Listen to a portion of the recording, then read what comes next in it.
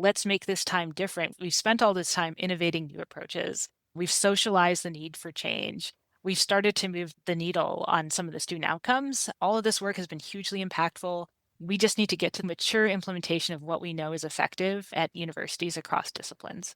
That was Julia Michaels, Director of Development and Strategic Partnerships at UERU, the Association for Undergraduate Education at Research Universities. We had a great conversation about implementing evidence-based practices for more engaging and equitable teaching and learning across research universities. We talked about what makes the learning experience special at research universities, what systems and processes within them need to change for effective instruction at scale, how they can collaborate with peer institutions and with employers to get better outcomes. Let's dive in.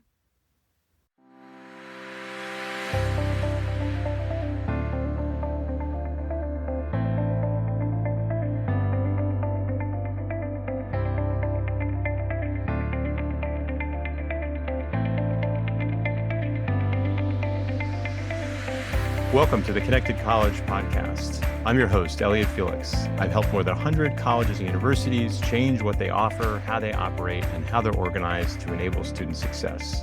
And if you're a leader in higher ed and you think that the silos and separations get in the way of student success, then this podcast and my book, The Connected College, are for you.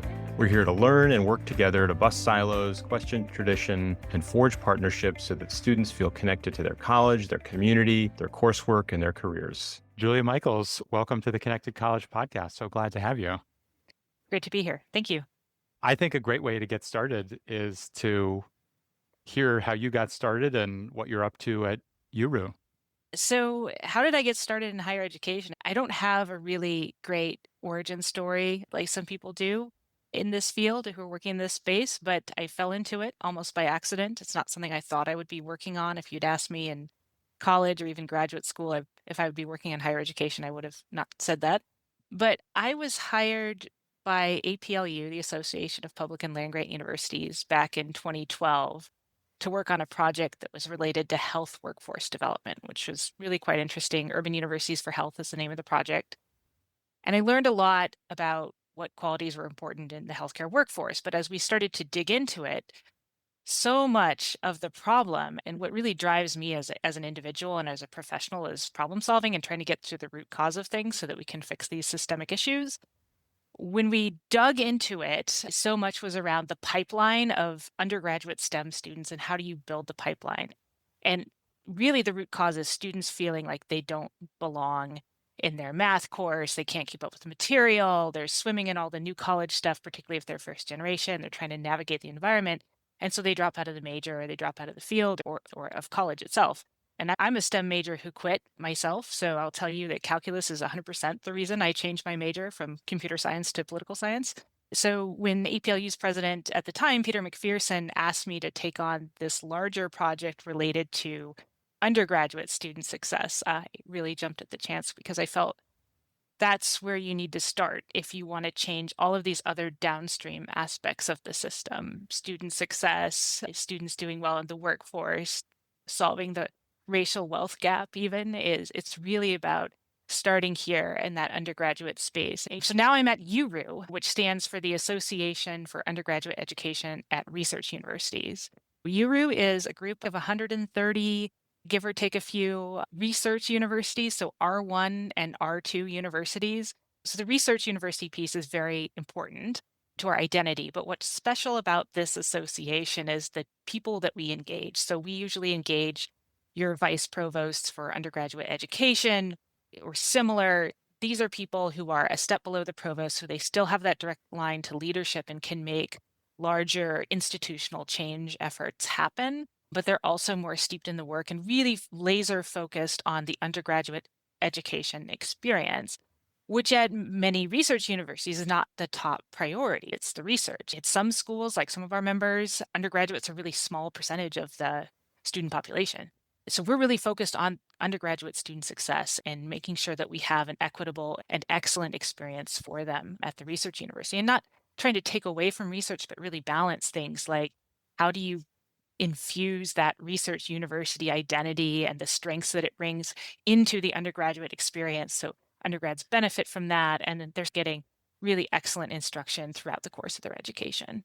I love that, getting started on belonging and seeing belonging as the foundation and then taking it forward and see teaching and research not in opposition, but in complementary in so many ways. I think those are two great things. And did a project for a research university that wanted to understand, they had a donor who really wanted to understand, like, why don't students of color persist at the same rates in STEM?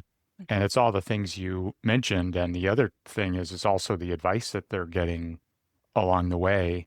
And we heard story after story of some students encounter calculus and they talk to an advisor and they hear, yeah, calculus is hard. Everybody struggles with it. Mhm. But other students struggle with calculus and they talk to an advisor and the advisor says something like, maybe you want to try Latin American cultural studies.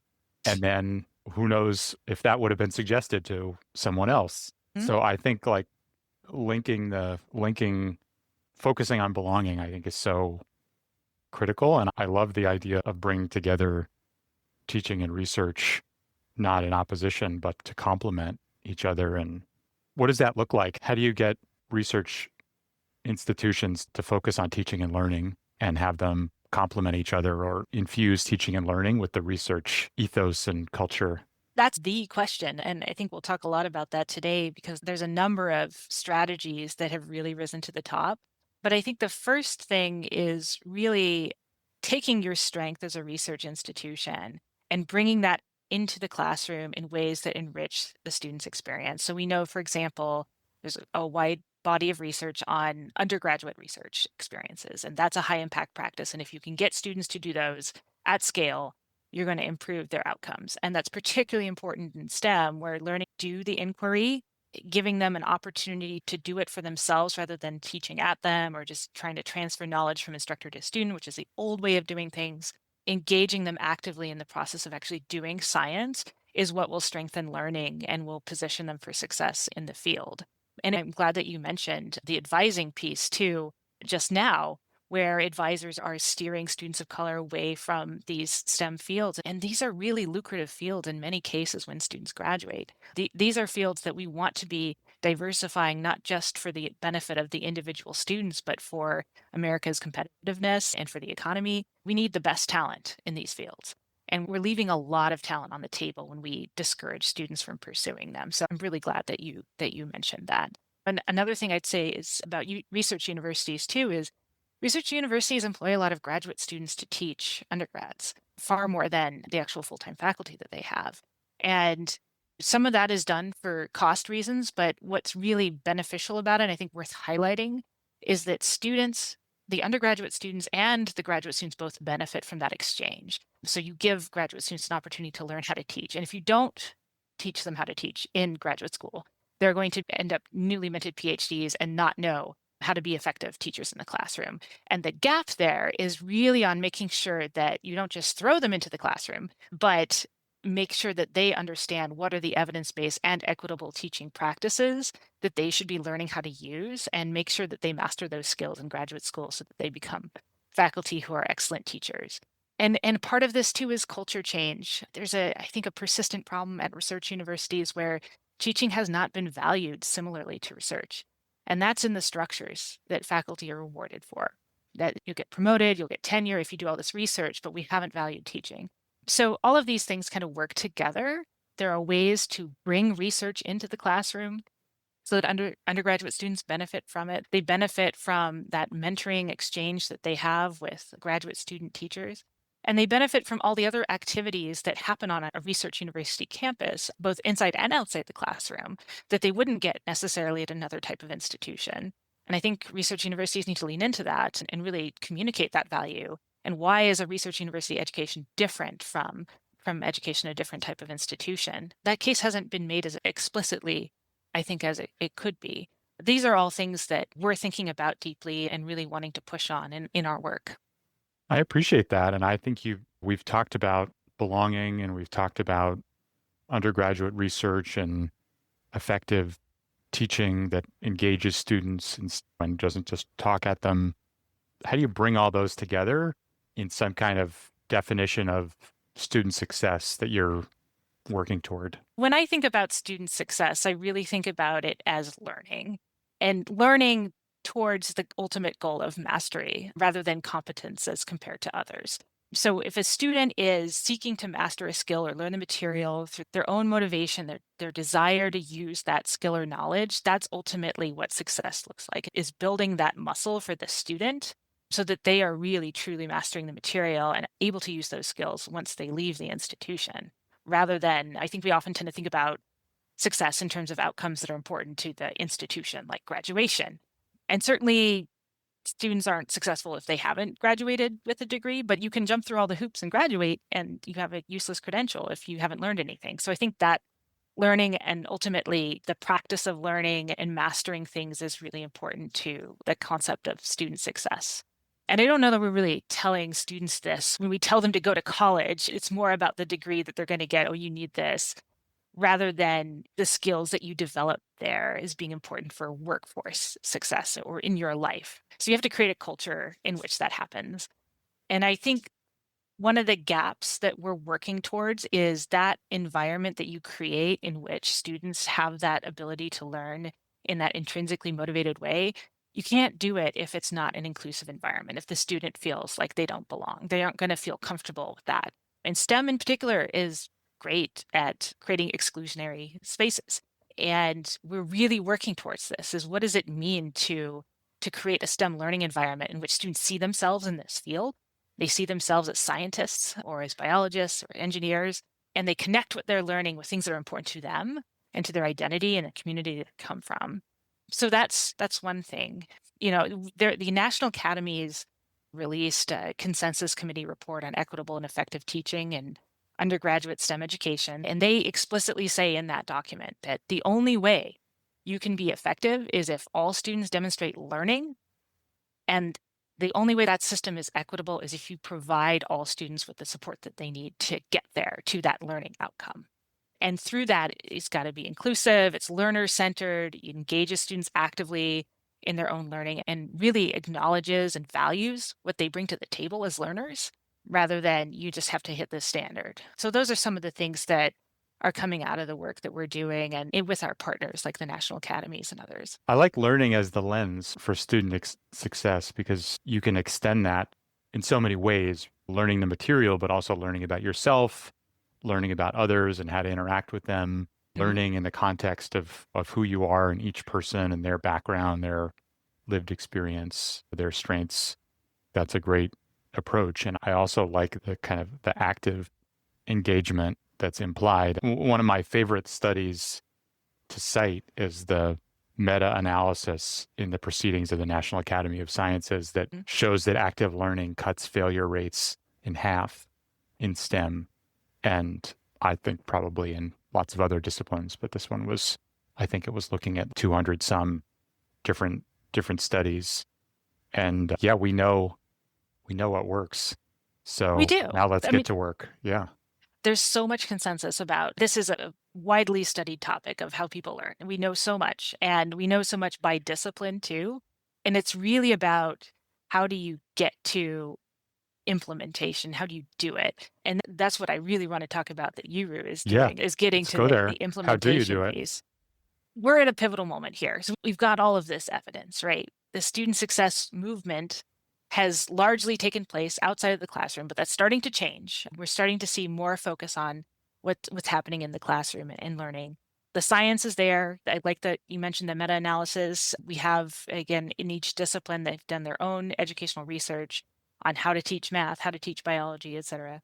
One of the gaps that we are working on at URU is the extent to which these evidence-based practices are actually being used by faculty and how well are they being used? Are they being used with fidelity?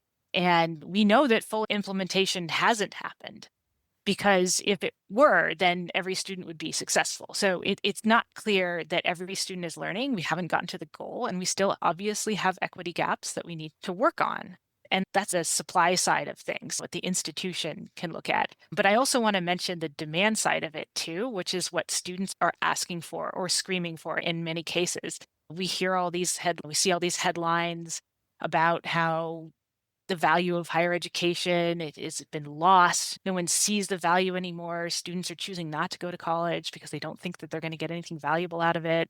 There's this sort of denigration of higher education as being elitist and not for everyone. And students are just demanding that they get quality teaching. They're demanding that far more than other things that you would think. Obviously, they care about affordability and cost, but there's excellent data, like public polling data, on teaching excellence being something that students believe makes a college a good college or a university a good university. And this isn't really reflected in rankings or anything like that, but that's what students want. And they want to get a job afterwards, but there's plenty of job training programs out there. They're choosing college, they're choosing to go to a research university because they want that type of comprehensive education. So that's what students want.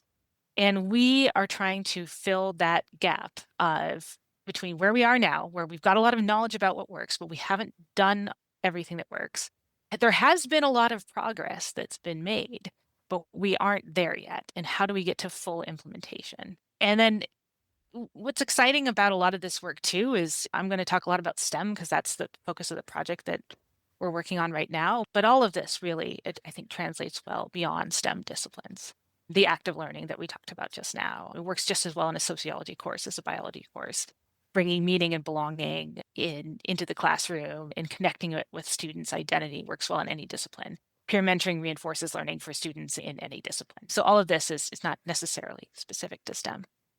Yeah, and active learning not only builds skills, but it builds relationships, right? Because you're working in a Mm-hmm. peer group and it's not just studying hard, it's who you're studying with. I Mm-hmm. remember the landmark Yuri Treisman study at Berkeley, right, where you had people with similar qualifications, but you had one group of students studying alone, suffering in silence on that calculus course or whatever it is, and then you had others working together, commiserating, supporting each other, and guess who flourishes and guess who fails.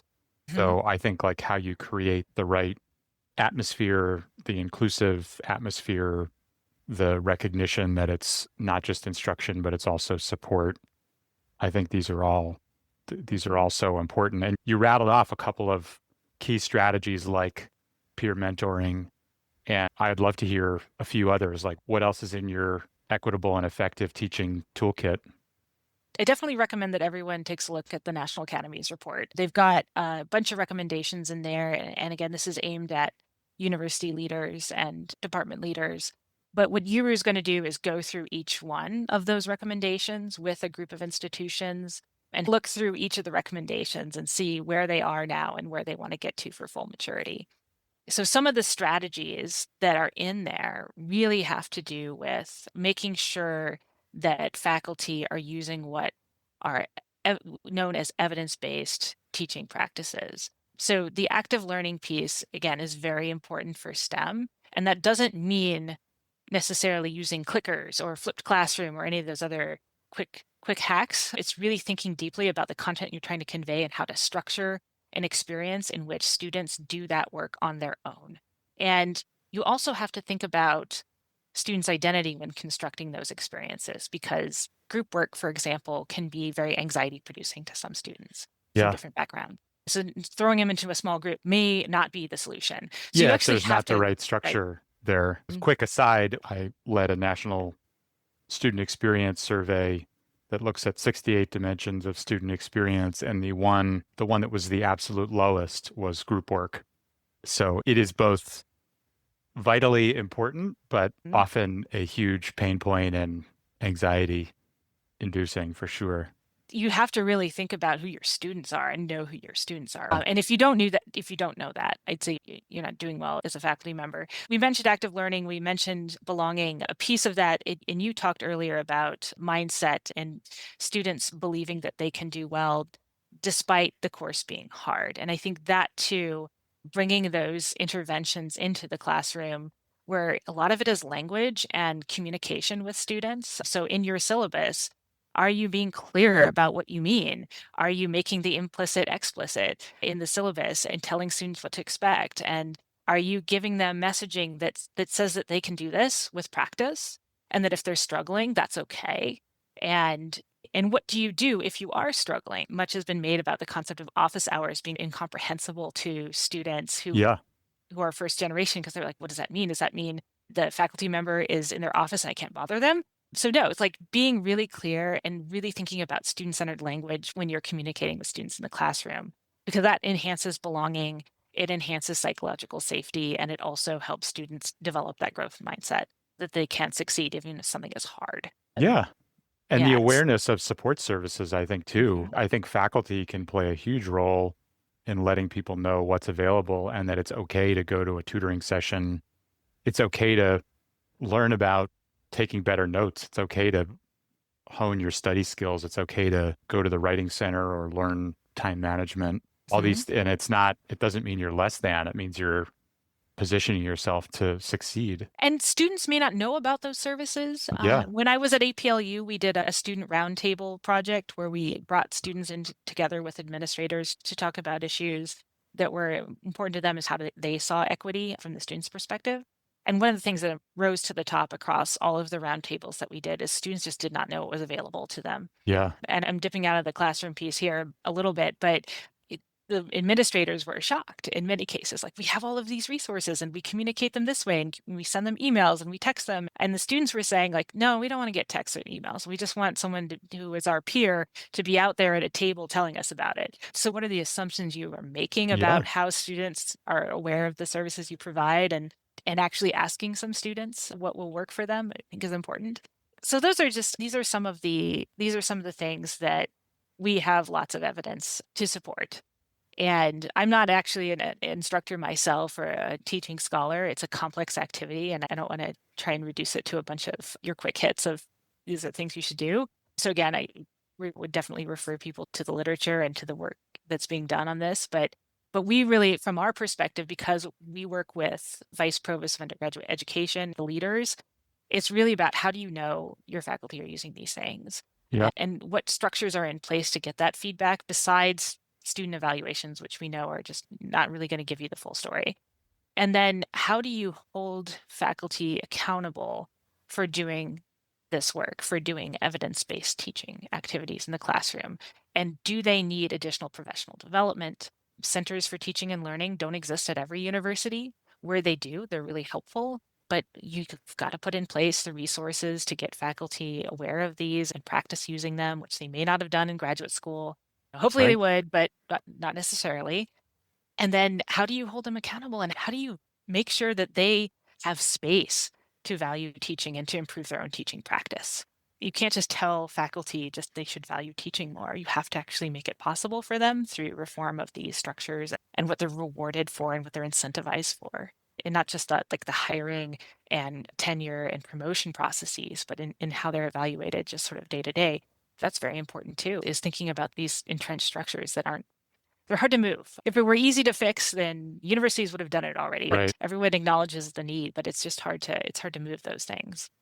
It is. And I think you've done great work. I think the Boyer 2030 report providing a vision for the future and the National Academies report you're referencing and the convening you did on it, I think is chock full of great insights and examples. And some of them are big picture and others are more detailed. And I really appreciate the mix. A couple of the things I took away, the big picture stuff like a culture of teaching and looking at rewards and incentives and Mm. evidence-based practices and more high impact practices, I think as all makes a ton of sense. But like some of the more detailed things like acknowledging that there are a lot of undergrads that are part of a teaching team or Mhm. attention to what you call the vital faculty, the visiting TAs, Yes. adjuncts, lecturers, going through what are the courses where you have high DFW rates and sitting down with faculty and problem solving on that. I thought that was all really great stuff. Yeah. And just to be clear, we're not the only ones working in this Right, space. There are right. so many. I could start rattling off a bunch of acronyms. There's PCAL and POGIL and NSEC and Seismic. You all know who you are if you're listening to this. There's discipline-specific efforts that I would want to acknowledge, like Project Ember, for example, which is focused on gateway math. My colleague Howard Gobstein back at APLU has been leading that initiative, along with Dave Kung at Tipsy Math. And there's so much happening in this space, which is why I think this is really a great time to say, let's do it. Let's make this time different. We've spent all this time innovating new approaches. We've socialized the need for change. We've started to move the needle on some of the student outcomes. All of this work has been hugely impactful. We just need to get to that. It's never finished. It's not a finish line, but to mature implementation of what we know is effective at universities across disciplines. Yeah, there's a lot of folks fighting the good fight, and I think what matters is that we win, right? And that students succeed because they're effectively engaged and supported in and out of the classroom, whether they're in STEM or other disciplines. And you mentioned earlier that students are demanding effective teaching. I think that's interesting because I wonder if the tide has turned because sometimes the students, especially the students that were really excelling, could be the ones that were the most resistant to active learning strategies because they had already optimized for being lectured at, retaining, and repeating. I don't want to say regurgitating. I won't go that negative, but repeating or recalling, even more gentle. But has the tide turned now where the market, as it were, is really for more engaging teaching rather than being lectured at? Yeah, because there's so many ways you can get lectured at if you want. You can go on YouTube Right. and watch a video of someone telling you something. There's so many do it yourself. And I'm not trying to malign these little chunks of learning that you can get because I find them useful too. But if you actually want an education that prepares you to for the workforce and for life, university still is a good bet. And people, when you ask them, even those who say they think universities need to be totally razed to the ground and reconstructed from the ground up, and people do say that. And there, of course, there's always reform that needs to be done. But even if you ask those people, do they want that education for their children? They would say yes. A lot of the leaders who are saying these things have elite college degrees. I'm not going to name names, but people still value it, even if they say Yeah. that they don't. And the students who think that, "Oh, I just wanna read the book and go to the lecture and take the test and be done," well, how's that working out for you in the workforce, though? It works well maybe for a little bit to get through it, but it's not gonna work in the long term, and Yeah. the students who recognize that, who are really interested in learning, are the ones who are gonna ultimately be more successful. Yeah. If you're doing that, you're not Mhm. necessarily building skills or relationships or working on projects or making an impact, doing the kinds of things that engaging experiential learning helps you do.